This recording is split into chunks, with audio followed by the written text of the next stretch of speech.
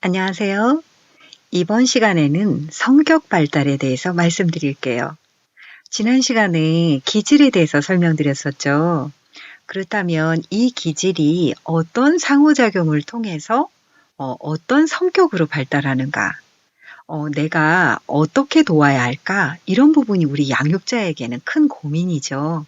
그래서 클로닝거가 제안한 TCI 검사 도구에 기반해서 성격을 진단하는 그런 기준에 대해서 말씀을 드리면서 어떻게 기질에서 성격으로 긍정적으로 발달할 수 있을지 이 부분을 중심으로 여러분과 함께하고자 합니다. 자, 성격을 진단하는 데는 첫 번째 자율성을 중심으로 판단을 합니다. 자율성이라는 거는 자기 자신을 얼마나 자율적인 개인으로 이해하는가. 즉, 나에 대해서 자기를 인식하는 거예요. 그래서 자기 결정력, 자신이 선택한 목표와 가치, 그리고 의지력, 목표를 이루기 위해서 내가 제법 내 행동을 통제할 수 있고 조절하고 적응시키는 그런 기초적인 특성이 잘 발달되었다라고 그것을 진단하는 거거든요. 그러니까 자율성이 높은 사람들은 성숙하고 강하고 자족적이고 자기가 스스로 자기 책임감 있게 믿을 만하게 자기 일을 해나가는 거예요. 근데 자율성 점수가 낮은 그런 경우는 어떨까요?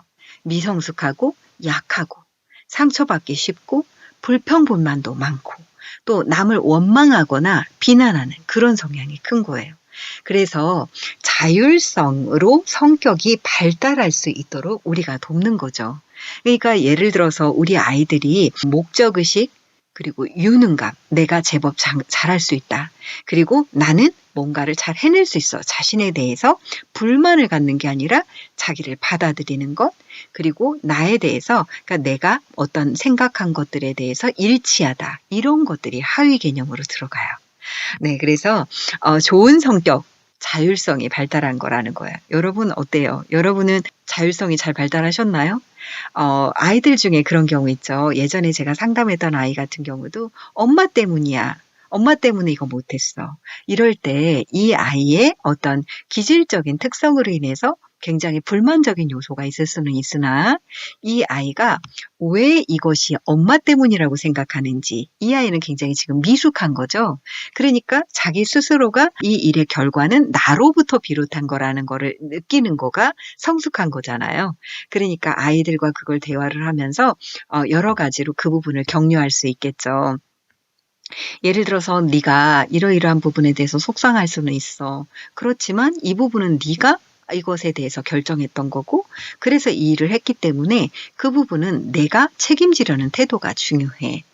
그런데 이제 엄마가 미안해 하면서 이렇게 하게 되면 자율성이 발달하기가 어렵겠죠. 네, 그래서 아이들이 그런 것들 있잖아요. 친구들하고 이렇게 부딪히는 과정에서 실수로 분명히 친구에게 피해를 줬어요. 그런데 어머니들이 대신 가서 너무 미안해, 미안해 하면서 사과를 대신해 주는 경우들이 있거든요. 이거 굉장히 좋지 않은 거예요. 건강한 자율성 발달을 위해서는 이 부분에 대해서는 너가 이러이러한 것 때문에 친구가 굉장히 불편함을 입었으니까 이 부분은 네가 가서 사과를 해야 하는 거야라고 했을 때 친구야 미안해. 내가 이러이러한 부분들 이랬기 때문에 피해 줘서 미안해 하면서 자기가 한 일에 대해서 책임을 질 수 있도록 돕는 것이 긍정적인 성격 발달에 도움이 되겠죠. 두 번째 성격에서는 연대감을 들 수 있습니다. 연대감이란 개인이 자신을 사회의 일부분으로서 어떻게 이해하는가 하고 관계가 있는데요. 예를 들어서 타인에 대해서 수용 능력, 또 타인과 동의시 능력에서 사람마다 개인차가 있죠. 예를 들어 연대감이 높은 사람들의 경우는 타인에게 관대하고 친절하고 협조적입니다. 누군가가 어려움을 겪고 있을 때 내가 그 부분을 기꺼이 돕고 그랬을 때 나에게도 굉장히 그게 의미가 있는 거다. 이것이 올바른 것이다라는 것들이 건강하게 형성이 된 경우는 연대감이 높다라고 볼 수 있는데 연대감이 낮은 사람들의 경우는 그걸 왜 내가 해야 돼? 그것은 분명히 저 사람 탓인데. 그러니까 뭔가가 잘못됐을 때 그것에 대해서 비판적으로 비협조적으로 그리고 나에게 도움이 되는 것에 대해서만 내가 취하려고 하는 그런 부분들 기회주의적인 그런 것들이 나타나는 거죠. 그래서 좋은 성격으로 발달하는 과정에서 연대감이라는 것은 여러분들 주위 사람들하고 나는 저 사람들이 굉장히 적이고 그리고 나는 저 사람들을 용납하지 않아. 이렇게 마음을 갖고 있다면 많은 사람들하고 긍정적으로 관계를 맺기가 좀 어렵겠죠. 그래서 우리가 기질은 굉장히 까다롭게 이렇게 할 수 있어도 내가 불편함을 느낄 수 있다 하더라도 이것이 타인은 그렇게 느끼지 않을 수 있으니까 이렇게 보는 거 어떠니라고 하면서 이 아이들이 충분히 그 자기가 느끼는 부분에 대해서도 존중도 받고 예를 들어서 그런 거 있죠. 우리가 어디를 가려고 했는데 그 결정을 했을 때 상당히 나는 걱정이 많이 될 수 있죠. 그러나 다른 사람들이 굉장히 많은 부분들을 원하고 이랬을 때 다른 사람들의 의견들을 존중하고 그 과정에서 내가 타인을 수용해 주는 부분, 또 공감해 주고 반대로 얘기하면 굉장히 둔감한 경우, 또 이타성, 다른 사람들을 위해서 내가 이런 결정을 할 수도 있고, 이기성이 강한 그 반대의 경우는 왜 내가 저 사람을 위해서 해야 하느냐? 그 절대로 그럴 생각 없다라고 했을 때 연대감이 낮은 그 점수를 얻게 되겠죠. 다른 사람에 대해서 관대함을 가진 경우에는 다른 사람이 나를 위해서 나에게 해를 끼쳤다 하더라도 그 부분에 대해서 그럴 수 있지 하고 받아들이는가 하면은 복수심을 가지고 내가 반드시 되갚아줘야겠다 이런 경우는 사회적인 연대감이 잘 발달되지 않은 것으로 봅니다. 그리고 공정하다, 공평하다라고 생각하는 경우가 있고 편파적이다라고 생각하는 경우 있죠. 연대감은 나와 주위 사람들, 주변 세계에 대해서 인식하는 그런 성격이라고 볼 수 있습니다. 세 번째는 자기 초월을 들 수 있어요. 자기 초월은 자신을 어떤 우주나 어떤 큰 어떤 대자연의 그 속의 일부분으로 인정을 하면서 그 속에서 내가 어떤 사회나 자연의 어떤 변화에 대해서 그것을 수용하고 그것과 함께 일체감을 느끼는, 그러니까 이 자기 초월의 점수가 좀 높은 사람들은 창조적이고 독창적이고 나만의 이 속에서 내가 굉장히 독창적으로 뭔가를 해낼 수 있다라는 그런 어떤 자기 인식이 있는 경우고, 이 자기 초월에 대한 점수가 낮은 사람들은 이것은 그 사회 그 어떤 자연 현상에 대한 우주의 어떤 통합적인 일부로 나를 여기기보다는 내가 어쩔 수 없는 부분에 대해서 그걸 수용하기보다는 내가 이것을 통제하려고 하다가 보니까 어떤 우리가 해결하기 어려운 초자연적인 이런 현상에 대해서 너무너무 힘들어하고 갈등을 느끼고 답답함을 느낄 수가 있는 거죠. 그러니까 창조적인 자기만각, 내가 뭔가를 하면서 무아지경으로 나를 깜빡 잊을 정도로 몰입을 한다. 또는 그리고 우주 만물과 내가 거기에 혼연일체가 돼서 함께 어우러져 있다라고 생각을 한다거나, 또 영적인 부분들, 이런 것들을 받아들이는 부분들, 그러니까 초자연적인 힘에 대해서 아주 자연스럽게 수용하는 그런 성향들을 보는 거죠. 그래서 이 자기 초월이라는 개념이 조금 어려울 수도 있지만 내가 이 부분에 대해서 거슬러서 뭔가를 해결하려고 하는 이런 부분들이 강한 사람일수록 내가 어떤 좌절하는 그 상황 속에서 굉장히 많이 낙심하고 힘겨움을 느낄 수가 있는 거죠.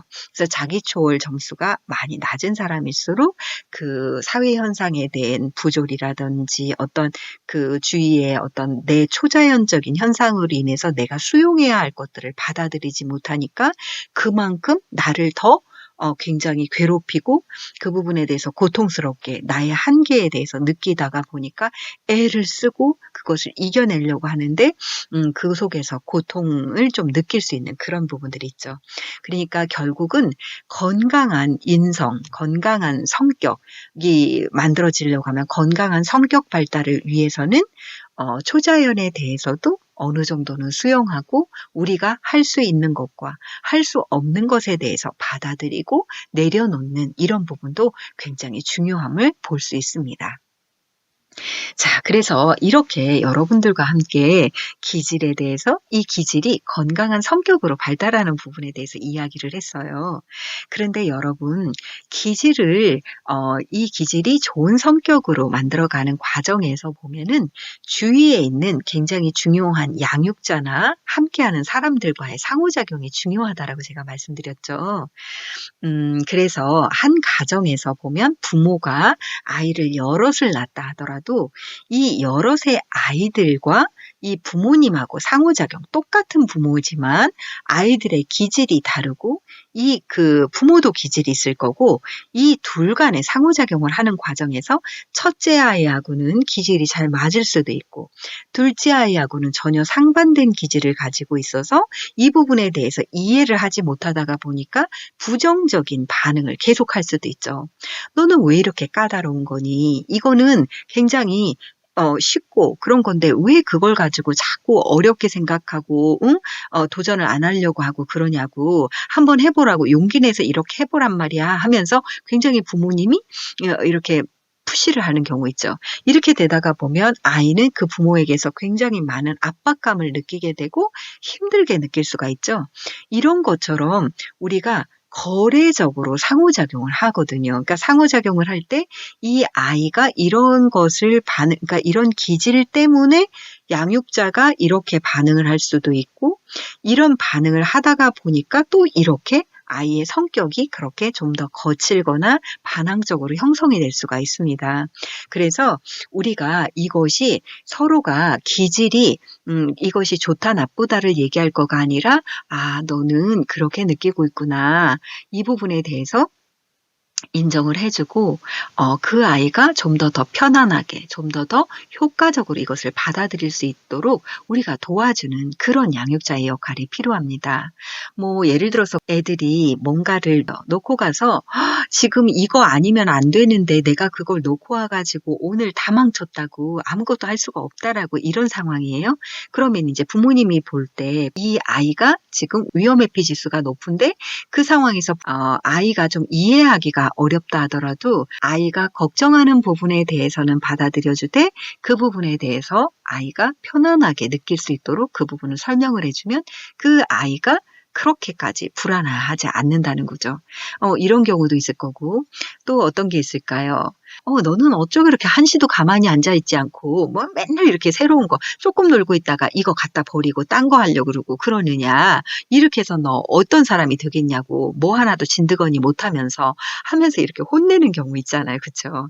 그럴 때 '아 이 아이가 자극 추구가 높아서 그렇구나.' 그렇다라고 하면은 아이로 하여금 이 자극 추구가 있는 그런 부분들에 대해서 우리 땡땡이는 이런 성향이 있는 것을 받아들이되 이 아이가 꼭 그런 것에만 재미가 있는 것이 아니라 다른 부분에서도 재미가 있는 부분들을 이야기를 해 보고 혹시 어떤 부분들은 재미가 있었는지 그리고 재미만 있어서가 아니라 더 진지하게 작업을 해야 하는 것도 있다. 그리고 네가 이러이러한 부분에 굉장히 장점이 있는데 네가 이렇게 멋진 사람이 네가 원하는 좋아하는 이런 사람이 되기 위해서 오늘 내가 해야 하는 일들도 해야 하는 거야. 그래서 우리가 약속을 정하고 너의 임무를 오늘 훌륭하게 완수를 하자. 그리고 너가 좋아하는 것들은 갔다 와서 이런 것 방식으로 해보면 어떻겠니?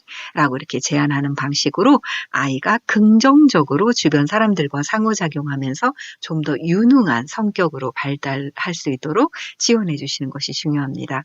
여러분들 좀 더 기타 더 궁금한 사항들이 있으시면 댓글로 질문하셔도 좋습니다. 오늘 좀 더 기질과 성격이 어떻게 상호작용을 하는지 여러분들이 좀 더 이해하시는 시간이 되셨으면 좋을 것 같습니다. 경청해 주셔서 감사합니다.